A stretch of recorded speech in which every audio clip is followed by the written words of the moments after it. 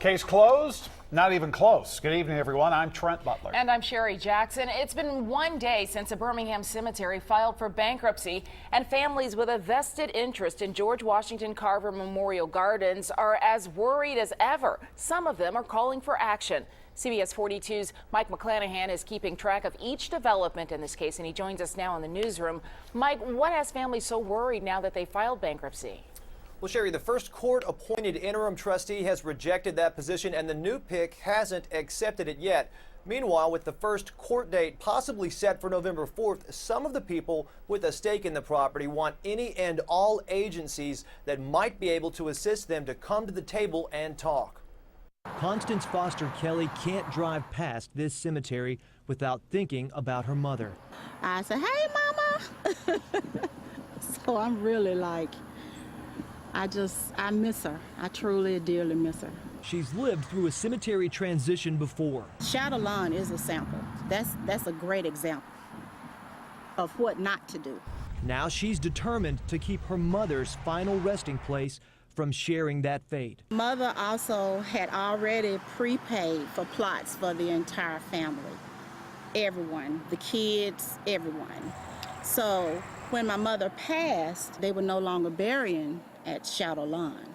So this is like deja vu. Foster Kelly says she appreciates the work of State Representatives Wandolyn Gavan and Rod Scott with the cemetery and town hall meetings. Now she wants someone from the governor's office, the Attorney General's office, and the Department of Insurance to be at the next one.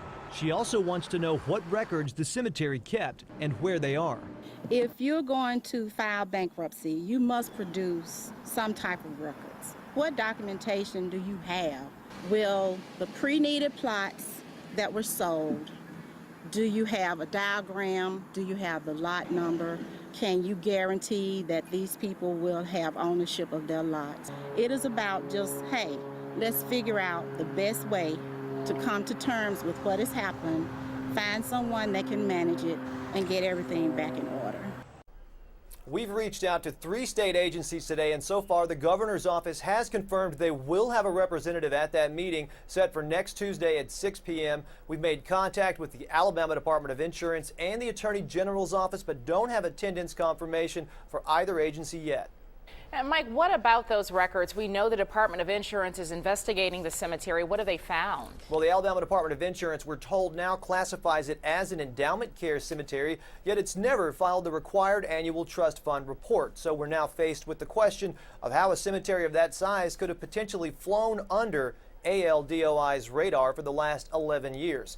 An agency spokesperson says they are still working behind the scenes to investigate the situation and the records sent to them. Tuesday, the cemetery's bankruptcy attorney said he thinks records exist, but he wouldn't weigh in on licensing or permit issues. Back to you.